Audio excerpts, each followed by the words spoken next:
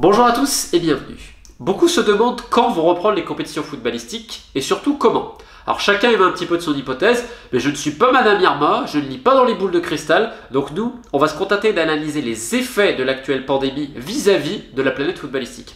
Avant toute chose, je tiens à rappeler que les confédérations, que ce soit l'UEFA, la CONMEBOL, la CAF ou l'AFC, elles ne sont pas au-dessus des lois en théorie. Bon, on peut se poser la question parce que certaines personnes enfreignent les lois, on leur dit jamais rien, mais c'est encore autre chose. Donc tout ça pour dire quoi? Que ce ne sont pas les confédérations qui vont décider de la reprise des championnats et du football. Ce sera les pouvoirs politiques. Donc ça, c'est très important parce que l'UEFA semble continuer à penser qu'elle est au-dessus des lois. Elle essaye de rassurer son monde en disant « Vous inquiétez pas, on va faire notre maximum, les championnats iront au bout de la saison, patati patata ». Pourquoi? Parce qu'en effet, c'est la panique générale dans le monde footballistique, comme dans d'autres secteurs de l'économie mondiale, faut pas, évidemment pas oublier, et qu'il y a des milliards en jeu, principalement à travers les droits TV. Alors je rappelle pour tous que les droits TV, c'est ce qui compose l'essentiel des budgets des clubs de l'élite. C'est pas le fait de payer sa place haute, c'est les droits TV en grande majorité. Or aujourd'hui, il y a le doute. Si admettons la saison s'arrête, est-ce que les droits TV vont être payés dans leur globalité ou au prorata des matchs qui ont été disputés? Donc ça va dépendre des contrats forcément entre les diffuseurs, les ligues ou que sais-je encore. Mais pour prendre l'exemple de la France, il y a deux versements encore qui sont attendus. Parce que si vous voulez, c'est pas payé d'une seule traite, c'est payé en plusieurs versements. Donc début avril et début juin. Et donc il y a des doutes, est-ce que ça va être payé? Comment ça va être payé? Et aujourd'hui, ça fait un peu peur dans les clubs parce qu'il y a rapidement à payer les salaires, que ce soit des employés et surtout des joueurs. Donc on va arriver sur le deuxième point après celui des droits TV, c'est celui des assurances et comment on va payer les salaires. Alors évidemment, par exemple en France, en Suisse et j'imagine dans d'autres pays, mais je connais pas assez les législations ici et là, donc je vais fermer ma grande gueule. Et bah tu peux mettre des gens, comme on dit, au chômage technique. En effet, l'activité footballistique s'arrête globalement, donc tu as des clubs comme Montpellier, Amiens, Nîmes ou l'Olympique Lyonnais qui ont mis leurs salariés au chômage technique. C'est-à-dire qu'ils recevront 70%, si je ne dis pas de bêtises, de leur salaire brut, vu pour compenser un peu le manque d'activité de l'entreprise. Or, selon les lois françaises et l'article 276 de la charte LFP qui m'a l'air bien en phase avec tout ça, la sécurité sociale rembourse les clubs à hauteur de 4,5 fois le SMIC.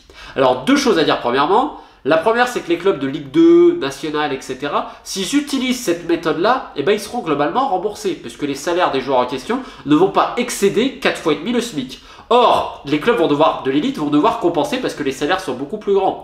Alors se pose la question de l'assurance. Est-ce que des clubs ont souscrit à une assurance et les termes de l'assurance? Parce que si vous avez une assurance et que selon les clauses, ben, elle n'est pas forcément obligée de payer, qu'est-ce qui va se passer et qui va payer le reste du salaire?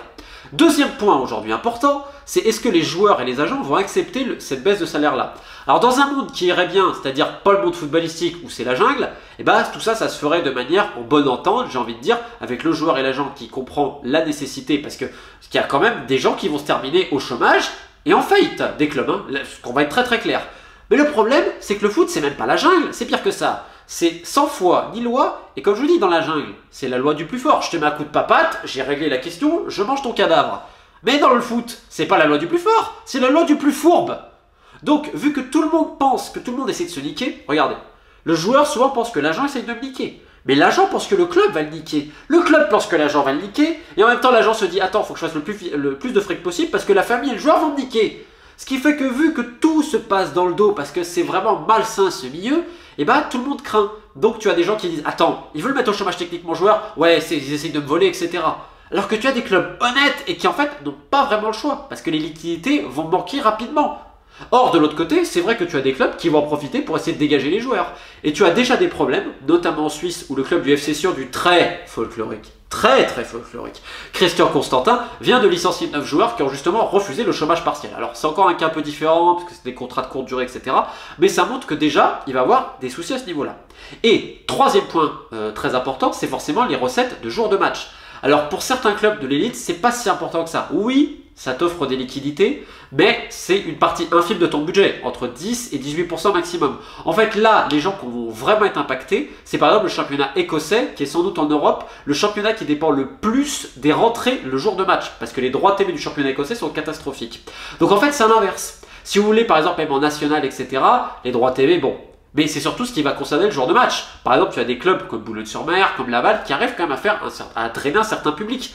Si tu enlèves ces revenus-là, en effet, ça risque d'être terrible si ça dure. Alors, évidemment, si au niveau amateur, on va être touché, parce qu'actuellement, il y a tous les tournois qui vont arriver bientôt. Les tournois de fin d'année, vous savez, qui composent aussi l'essentiel de ces budgets-là. Donc, même le niveau amateur va être touché par cette pandémie-là. Tout ça pour montrer que c'est toute la pyramide footballistique qui est aujourd'hui en danger. L'autre gros problème qui va se poser, c'est le business model des clubs. Parce qu'on a une lente évolution. On a presque pris exemple sur le Portugal et la Belgique, mettre en la matière des rachats folkloriques, avec des fonds d'investissement privés, des agents cachés ou que sais-je, pour faire du trading de joueurs. Et par exemple, le championnat français, qui se gargarise d'être la Ligue des talents, alors que son directeur général, je ne dis pas de bêtises, monsieur Didier Quillot, encourage une seule chose, il dit Ligue des talents, Ligue des talents. Pourquoi? En gros, que les recruteurs viennent, que les agents viennent, que les clubs viennent pour nous acheter nos joueurs, etc. D'ailleurs, Didier Quillot encourage même des grands clubs européens à venir pour essayer de récupérer des filiales. Tu te rends compte? C'est-à-dire qu'aujourd'hui, le championnat français qui se vend est un championnat majeur. En fait, c'est un championnat juste de passage pour faire du business. C'est tout. C'est ça la réalité. Mais évidemment, on va t'enrober ça pour te dire que non, que les gens sont là pour le foot. Et évidemment, on va faire croire aux supporters qu'ils ont quelque chose à foutre. Comme si les gens de Lille et de Bordeaux ou de Sochaux, ils en ont quelque chose à taper de vous, les fans. Je suis désolé de nous, même en général. Hein, je me mets dedans. On est de la merde pour eux. Ils sont là pour faire de l'argent, ils n'ont rien à cirer du reste, on va être très honnête. Donc, aujourd'hui, ces clubs-là se basent sur du trading de joueurs pour équilibrer les comptes. C'est-à-dire que les clubs aujourd'hui dépensent plus qu'ils ne génèrent comme propre revenu. Donc il y a un déficit structurel de plus en plus grand, comme le montre d'ailleurs la dernière étude de la DNCG, la dernière étude des comptes, ce qui est très préoccupant, parce que le trading de joueurs se base sur le fait que le mercato soit de plus en plus florissant. Et donc c'est là où tu as le bal des mythomanes, des entremetteurs, des agents, et surtout des chimères, parce qu'on se dit, ouais, on va envoyer les joueurs en Angleterre. Mais cette année en France, il y a déjà des clubs qui sont dans la merde parce que Bordeaux, Amiens et plein d'autres, ils n'ont pas réussi à vendre les joueurs qu'ils pensaient en Angleterre. Et oui les amis, depuis quelques années, il y a de moins en moins de transferts en Angleterre et les clubs commencent à être de plus en plus sélectifs. Même si tu as toujours des clubs, au hasard West Ham, Crystal Palace, Newcastle, Cardiff, où tu peux faire du micmac et que l'intérêt sportif n'est absolument pas important tant que l'intérêt financier des décideurs est préservé. C'est-à-dire, oh tiens, j'ai mis un billet d'1 million ici. Ça, c'est aussi la réalité du foot, faut pas l'oublier. Or, avec le Brexit qui arrive, qui inquiète énormément les clubs, les agents, les directeurs sportifs et tout, là, tu as cette pandémie. Ce qui fait que cet été, ça va être quoi le marché? Ça va être des prêts avec option d'achat. Il y a beaucoup de clubs qui vont pas avoir de liquidité. Parce qu'en effet, en première ligue, tu as des clubs qui vont plus ou moins survivre. En Championship, déjà, ça va être compliqué. Je rappelle qu'il y a de plus en plus aussi de clubs français qui espèrent vendre en Championship. Ou en Belgique, la Championship, c'est la D2 anglaise. Tu as en Espagne, il y a des clubs, ça va être très compliqué parce qu'il y a un manque de liquidité. Italie, pareil. Allemagne, je pense qu'ils vont à peu près se dépatouiller. Et tous les autres qui tiennent sur des bouts de ficelle, principalement la Belgique et la France, alors là, les gars, on est dans la merde. Parce que si ton budget, tu l'équilibres à travers des ventes, tu vas vendre comment cet été? Va se passer quoi? Et ça pose un gros problème. Et en fait, ça montre les limites du trading de joueurs.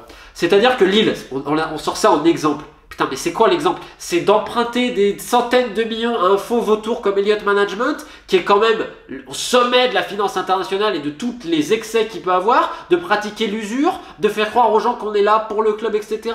Sachant que tu as des boîtes de scouting qui facturent de partout et que tu t'en mets un peu plein les poches. C'est ça le modèle? C'est de dire que Campos, Ingla et Lopez, ils passent leur temps à faire VRP pour essayer de vendre leurs joueurs, et ils le font très bien. Sur ça, ils sont très très forts. Les mecs sont super forts. Campos, c'est lui qui fait tenir le projet parce qu'il arrive à anticiper toujours en avant. Mais je rappelle que Campos, aussi fort qu'il soit, tu as des transferts, et à Monaco c'était pareil, il y a 2-3 transferts par an, c'est pas pour le sportif, hein, c'est pour autre chose, et je pense que les gens comprendront. Les gens du foot, ils comprennent, de toute façon, t'inquiète pas. Or là, Lille, ils vont rembourser comment les prêts d'Elliott Management cet été? Parce qu'ils doivent vendre. Hein. Et là, depuis des mois, ils n'arrêtent pas, ils ont bien travaillé ce sujet-là. Mais ça pose problème. Bordeaux, il va se passer quoi? Et t'as plein d'autres clubs qui misent uniquement sur le trading de joueurs qui vont être prêts à la gorge. Et c'est là où va arriver le dernier effet qui se coule. C'est-à-dire qui va profiter de cet effet-là? Et bien les fonds d'investissement privés. Regardez l'an passé des clubs comme le Barça. Le Barça aussi dans le modèle du trading de joueurs, je le rappelle. Hein. C'est-à-dire qu'aujourd'hui on va racheter des mecs en post-formation, on va former des mecs, pas pour qu'ils jouent en équipe première, mais pour faire du business. C'est devenu ça aussi le Barça Bartomeu info. Pour ça, là j'ai dit sur Lille, mais je peux vous le dire sur quasiment tous les autres clubs. C'est le modèle aujourd'hui. On est là pour faire du business sur les transferts. On n'en a rien à cirer des fans, on n'a rien à cirer des résultats. On veut s'en mettre plein les poches. C'est une réalité, je suis désolé. Donc aujourd'hui, tu as des clubs comme le Barça, ils n'ont pas de liquidité. Qu'est-ce qu'ils ont fait pour financer le transfert de Griezmann? Ou qu'est-ce qu'a fait l'Atlético Madrid? Ils ont appelé à des fonds d'investissement privés qui vont prêter de l'argent. Et là aujourd'hui, vu l'état du marché financier, obtenir des prêts de manière classique, ça risque d'être compliqué. Et il y a un manque de liquidité absolu sur le marché en général, mais notamment au niveau du foot. Alors les clubs qui sont plutôt bien gérés, ils vont arriver à se dépatouiller, mais les autres, hop, ça va toquer à la porte. Parce qu'un club qui est prêt à la gorge, c'est un club qui fait n'importe quoi. Soit tu as les gens qui veulent vendre leur équipe, donc c'est-à-dire qu'ils vont prendre toutes les solutions. Donc là, j'annonce tout de suite, et d'ailleurs je prends à témoin que ce soit les instances du football belge, football suisse également, et football français, regardez attentivement les projets de rachat. Parce que je vais vous rappeler la crise de 2008, ce qui s'est passé. En Angleterre, il y a eu des clubs qui ont fait faillite, etc. Il y a eu des gros problèmes. Mais tu as surtout eu notamment en division inférieure parce que les droits TV ont pété. On entend en parler sans doute dans une autre vidéo. Mais les clubs comme Portsmouth, tu as eu des mecs qui ont fini en prison. Hein, je le rappelle, Birmingham, l'actionnaire, il est aujourd'hui. Ah merde, pareil. Donc tu as eu beaucoup de criminels et d'argent sale qui sont rentrés dans le football parce que les gens ne sont pas très regardants. Tant et si bien qu'il y a eu tellement de rachats folkloriques dans les années au tournant des années 2000, parce qu'au début des années 2000, tu as un diffuseur qui fait faillite, qui met en grande difficulté les clubs anglais, donc ça fait qu'il y a eu n'importe quoi absolu. Donc la Ligue a mis, on va dire, des tests parce que tu avais beaucoup de gens criminels qui voulaient racheter des clubs. Alors, même si leurs tests, des fois tu peux te poser des questions parce que Marinakis, on l'a accepté, bon, et la personne à Portsmouth, Andorov, Gaïdamak, on a fermé les yeux aussi. Donc il faut aussi se poser des questions. En Italie, en Espagne, je rappelle que certaines personnes de la mafia russe en ont profité pour racheter des clubs. Bref, ça a été le souk absolu. Pourquoi ? Parce que personne n'avait d'argent, donc on écoute tout. Prenez l'exemple du championnat belge, tous les gens qui sont belges qui m'écoutent, ils vont le dire en commentaire. Les clubs n'ont pas d'argent, ils sont tellement prêts à la gorge, il y en a qui veulent tellement rester dans le foot, parce qu'ils en sont gaga pour X raisons, qu'ils sont prêts à tout accepter. Tout accepter. Et vous avez le folklore du championnat belge qui est un mouroir pas possible, où t'as que des étrangers qui récupèrent des clubs. Je dis rien contre les étrangers, mais excusez-moi, quand tu vois les Sud-Coréens qui ont flingué le club de Tubize et plein d'autres, bah, tu te dis, oh, il y a des clubs qui sont flingués. Les Indonésiens visés, ils ont fait quoi? C'est des projets complètement bidons par des gens qui espèrent faire fortune, mais c'est n'importe quoi. Est-ce que le football français n'est pas en train de devenir un football belge plus grand?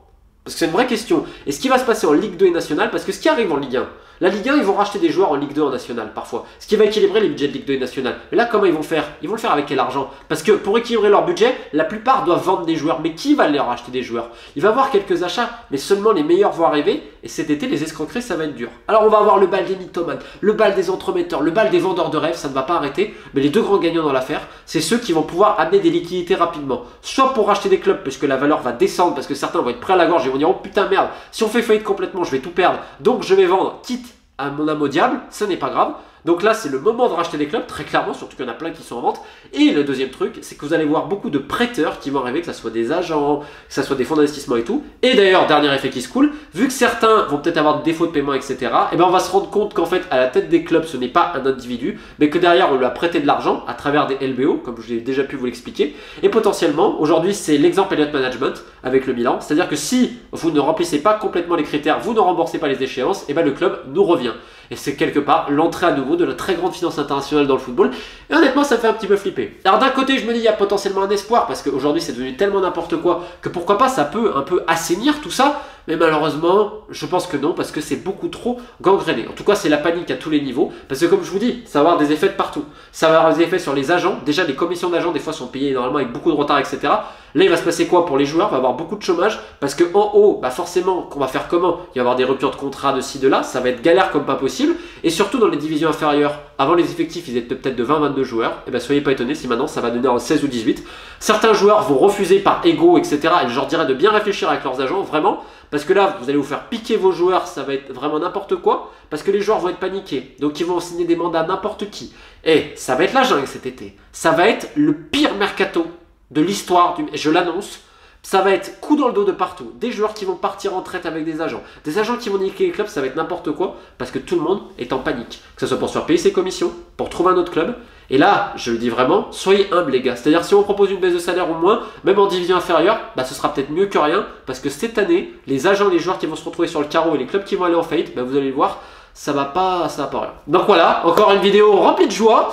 En tout cas, j'espère que ça vous a plu. N'hésitez pas à me poser vos questions. Et dans 2 jours, samedi soir, prochain live. Donc pour ceux que ça intéresse, n'hésitez pas à vous abonner sur la chaîne. Je crois qu'on commencera à 21h, 21h30 avec un invité spécial. Ciao!